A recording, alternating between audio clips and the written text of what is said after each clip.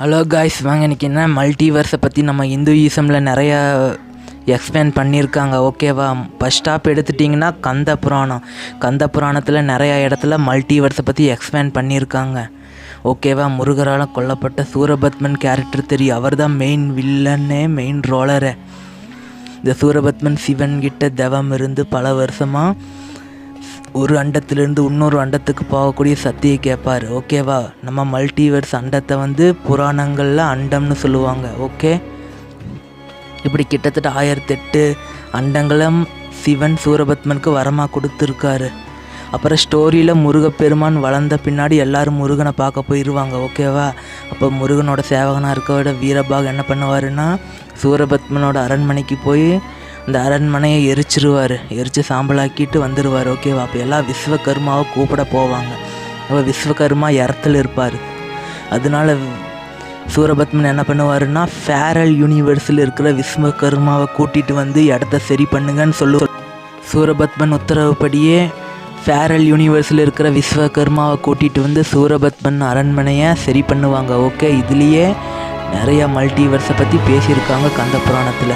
Surapadman multiverse travel பண்ணுற விமானம் ஒன்று வச்சுருக்காரு. அதில் ஏறி தன்னோட அசுர படையில் கூட்டிகிட்டு வெவ்வேறு யூனிவர்ஸுக்கு ட்ராவல் பண்ணுவாருன்னு சொல்கிறாங்க.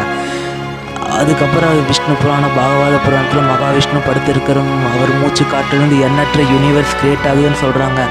ஒரு time lord Brahma lord Indra கிட்ட சொல்லியிருப்பார், நீ மட்டும் இந்திரன் கிடையாது, உன்ன மாதிரி எக்கச்சக்கமான இந்திரன்கள் இருக்காங்கன்னு. அதுக்கு இந்திரன் கேட்பார், நான் தான் இந்திரன், என்ன மாதிரி யார் இந்திரன் இருக்கான்னு. அதுக்கு பிரம்மா எக்ஸ்பிளைன் பண்ணுவார், மகாவிஷ்ணுவால் கிரியேட் பண்ணப்பட்ட எக்கச்சக்கமான யூனிவர்ஸ், கேலக்ஸி, ஸ்டார்ஸ் எல்லாம் இருக்குது, அங்கே உன்ன மாதிரி நிறையா தேவேந்திரன்கள் இருக்காங்கன்னு பிரம்மா இந்திரன்கிட்ட சொல்லுவார். ஓகே,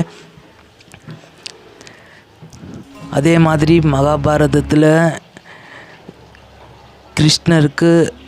அர்ஜுனனுக்கு கிருஷ்ணர் தன்னோட அல்டிமேட் ஃபார்மான மகாவிஷ்ணு ஃபார்ம் எடுத்து காட்டுவார். அப்போ கிருஷ்ணர் பின்னாடியே நிறையா அவரோட உடம்புக்குள்ளேயே நிறையா மல்டிவர்ஸ் கேலக்ஸி எல்லாமே இருக்குன்னு சொல்கிறாங்க. ராமாயணத்துலேயும் மல்டிவர்ஸை பற்றி எக்ஸ்பிளைன் பண்ணியிருப்பாங்க. பட் அது கொஞ்சம் குழப்பமான மேட்ரு. மல்டிவர்ஸை பற்றி ராமாயணத்தில் தனியாக சொல்கிற. அதே மாதிரி ஒரு டைம் லார்ட் விஷ்ணுவை பார்க்க போயிருப்பார். அப்போ அந்த இடத்துல ஏகப்பட்ட பிரம்மாக்கள் இருப்பாங்க. அப்போ விஷ்ணு பிரம்மாவுக்கு எக்ஸ்பிளைன் பண்ணுவார், நான் இவ்வளோ யூனிவர்ஸை படைச்சிருக்கேன், இத்தனை பிரம்மாக்கள் வெவ்வேறு யூனிவர்ஸில் இருக்கிறாங்க, இந்த யூனிவர்ஸோட பிரம்மா தான் நீன்னு விஷ்ணு பகவான் எக்ஸ்பிளைன் பண்ணுவார். அதுக்கப்புறம் பிரம்மாவே உணர்வாரோ தன்னை போல் நிறையா கடவுள்கள் இருக்காங்கன்னு. இந்த ஃபேரல் யூனிவர்ஸுங்கிறது லார்ட் சிவாவுக்கோ லார்ட்டு ஆதிசக்திக்கோ லார்ட்டு விஷ்ணுக்கோ ஒர்க் ஆகாதுன்னு சொல்கிறாங்க. லார்ட் பிரம்மாவுக்கு மட்டும்தான் இந்த ஃபேரல் யூனிவர்ஸில் தனித்தனி பிரம்மா இருக்கிறாங்கன்னு சொல்கிறாங்க. அது எப்படின்னு தெரியல, ஆனால் ஸ்டோரியில் நிறையா பிரம்மாக்கள் இருக்கிற மாதிரி தான் சொல்லியிருக்காங்க. சிவா, விஷ்ணு, ஆதிசக்தி இவங்கெல்லாம் ஒரே பவர் தான். இவங்கெல்லாம் வேறு யூனிவர்ஸில் வேறு நேமில் இருப்பாங்க. ஆனால் கடவுளுங்கிறது ஒருத்தர் தான். ஓகே கைஸ், சிவம்ங்கிறது ஒருத்தர் தான். அவரால் இந்த என்டையர் யூனிவர்ஸையுமே கண்ட்ரோல் பண்ண முடியும். சிவன் வேறு யூனிவர்ஸில் வேறு நேமில் இருப்பார், ஆனால் சிவம் ஒருத்தர் தான். அதே மாதிரி சக்தியும் அதே மாதிரி தான், லார்ட் விஷ்ணுவும் அதே மாதிரி தான். லார்ட் பிரம்மாவுக்கு மட்டும்தான் தனித்தனி பிரம்மாக்கள் இருக்கிறாங்கன்னு மல்டிவர்ஸில் சொல்கிறாங்க. அது எப்படின்னு தான் எனக்குன்னு தெரியல. ஓகேவா? ஸ்டோரியில் நிறைய பிரம்மாக்கள் இருக்கிற மாதிரி தான் சொல்லியிருக்காங்க. ஓகே கைஸ், மல்டிவர்ஸை பற்றி கந்த புராணத்தில் சொல்லியிருக்காங்க, மகாபாரதத்தில் சொல்லியிருக்காங்க, விஷ்ணு புராணத்தில் சொல்லியிருக்காங்க.